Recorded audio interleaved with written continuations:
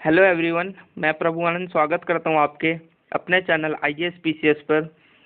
दोस्तों, आज के दिन का इतिहास आप सभी को जानना बेहद महत्वपूर्ण है, क्योंकि आज के दिन हमारे देश में आपातकाल लगा था। भारत विश्व का सबसे बड़ा लोकतांत्रिक देश है। लोकतंत्र के लिए अब्राहम लिंकन द्वारा कहा गया था कि लोकतंत्र जनता के लिए और जनता द्वारा किया जाने वाला शासन है। जनता इसके लिए अपने प्रतिनिधि के रूप में चीफ मिनिस्टर, प्राइम मिनिस्टर के रूप में चुनती है, जो राज्य एवं देश चलाती है। लेकिन जब जनता द्वारा चुनी गई सरकार निरंकुश बन जाए तो लाजमी है कि देश में अराजकता आ ही जाएगी। और भारत में सन 1975 में यही हुआ था, जब इंदिरा गांधी ने सत्ता के मुंह में आकर आपातकाल लगा दिया था। ये भारतीय लोकतंत्र का सबसे बड़ी हार थी। आपातकाल के नाम पर आम नागरिकों पर बेइंतहा जुर्म ढाए गए तथा उन्हें जेलों में जबरन बंद कर दिया गया। इस आपातकाल को याद रखना बेहद जरूरी है। बाकी हमें पता ही चल जाएगा कि किस प्रकार संविधान को हथियार बनाकर जबरन संविधान के खिलाफ इस्तेमाल किया गया था, क्योंकि हम आगे आपको ये सब बताएंगे। शुरू करते हैं। तो आइए बात करते हैं उस काले दिन की जिस समय आपातकाल लगा था, तथा जानेंगे कि इसके प्रभाव क्या क्या हुए थे, इसका इम्पैक्ट पूरे देश में क्या पड़ा था। 25 जून 1975 की रात, जिस दिन देश में आपातकाल लगाया गया, इसको भारतीय लोकतंत्र का काला अध्याय माना जाता है। आजादी के बाद की यह सबसे बड़ी राजनीतिक घटना थी। इस आपातकाल के दौरान देश के नागरिकों का मौलिक अधिकार छीन लिए गए थे तथा उन्हें बड़े से जेल खाने में बंद कर दिया गया था। 26 जून 1975 की सुबह ऑल इंडिया रेडियो पर प्राइम मिनिस्टर इंदिरा गांधी जी आईं और उन्होंने कहा, भाइयों और बहनों, राष्ट्रपति जी ने आपातकाल की घोषणा की है, लेकिन इससे आम लोगों को कोई भी दिक्कत का सामना नहीं करना पड़ेगा। इसके साथ देश में आपातकाल शुरू हो गया था और इसका प्रावधान देश में आंतरिक अशांति को निपटने के लिए भारतीय संविधान की धारा 352 के तहत किया गया था। लोगों के मौलिक अधिकार निलंबित कर दिए गए तथा देश भर में प्रेस सेंसरशिप लगा दी गई थी। इंदिरा गांधी के बयान से पहले ही देश में आपातकाल लगाया जा चुका था। इंदिरा गांधी ने रात में ही भारतीय राष्ट्रपति फखरुद्दीन अली अहमद से साइन करवा लिए थे। आपातकाल लागू होते ही विपक्ष के नेताओं को जेलों में डाल दिया गया तथा यह आपातकाल 21 मार्च 1977 तक जारी रहा। इन 21 महीनों में भारतीय लोकतंत्र के काले दिन थे उस समय। आइए जानते हैं यह आपातकाल क्यों लगाया गया था। आपातकाल के कुछ दिन पहले ही देश में बढ़ती रोजगारी, भ्रष्टाचार एवं बढ़ती हिंसा के खिलाफ लोगों ने सरकार के सामने मांगे रखी। हुआ यह था कि इंदिरा गांधी के पर्सनल सेक्रेटरी यशपाल कपूर, इन्होंने इंदिरा गांधी जी के लिए काम शुरू कर दिया था। लेकिन जिस समय इन्होंने इंदिरा गांधी जी के लिए काम शुरू किया, वो एक सरकारी नौकरी पर भी कार्यरत थे। तो आप सरकारी नौकरी पर कार्यरत होते हुए किसी प्रधानमंत्री के पर्सनल सेक्रेटरी नहीं बन सकते हैं। और उन्होंने यही काम किया। उन्होंने इस्तीफा तो दे दिया, लेकिन 3-4 दिन उन्होंने सरकारी नौकरी में रहते हुए ही काम किया। अपने सरकारी नौकरी होते हुए उन्होंने पीएम के लिए यह काम किया।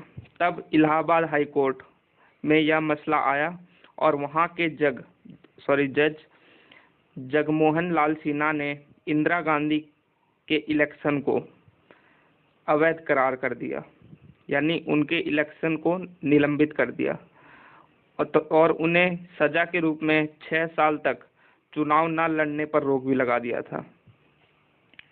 फिर यह मामला सुप्रीम कोर्ट गया और 24 जून को सुप्रीम कोर्ट का निर्णय आया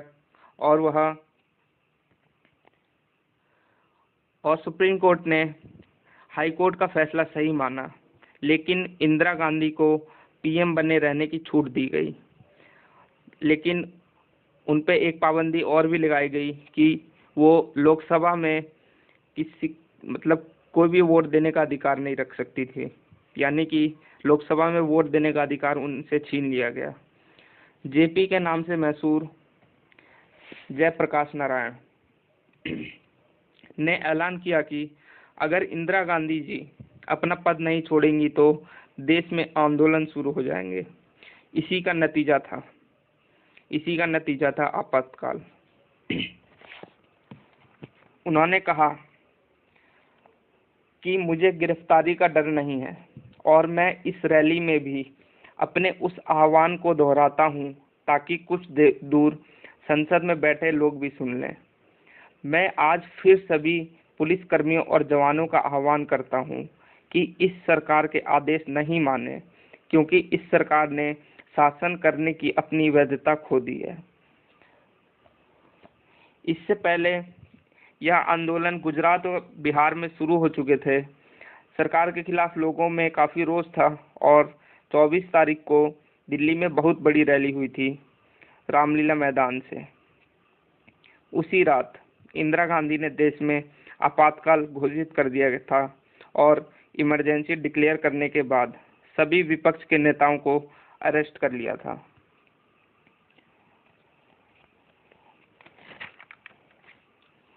आपातकाल कांग्रेस के लिए बेहद ही दुर्भाग्यपूर्ण साबित हुआ और अगले चुनावों में मोरारजी देसाई के नेतृत्व में पहली बार गैर कांग्रेसी सरकार आई। आइए देखते हैं कि अब आपातकाल में देश और समाज पर किस प्रकार असर देखा गया।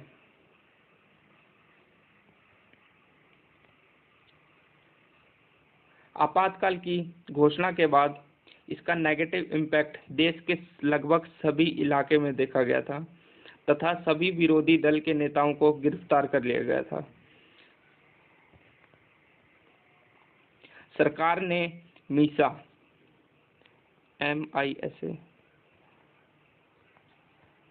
यानी कि मेंटेनेंस ऑफ इंटरनल सिक्योरिटी के तहत सभी नेताओं को बंदी बनाकर रख दिया था और विपक्ष के सभी बड़े नेताओं जैसे कि लाल कृष्ण आडवाणी, अटल बिहारी वाजपेयी और जेपी यानी कि जयप्रकाश नारायण को भी गिरफ्तार कर लिया गया था।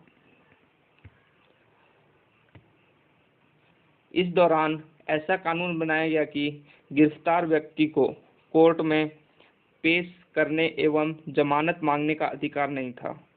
जेल में बंद नेताओं को किसी से भी मिलने की अनुमति नहीं दी गई थी और इस आपातकाल के दौरान संविधान के अनुच्छेद 14, 21 और 22 में निलंबित कर दिए जा चुके थे और कानून की नज़र में सबकी बराबरी, जीवन और संपत्ति की सुरक्षा की गारंटी और गिरफ्तार के 24 घंटे के भीतर अदालत के सामने पेश करने के अधिकारों को रोक लिया गया था। इसी आपातकाल के दौरान ही संविधान में 42वां संशोधन हुआ था। अभी तक का सबसे बड़ा संशोधन 42वां संशोधन ही माना जाता है।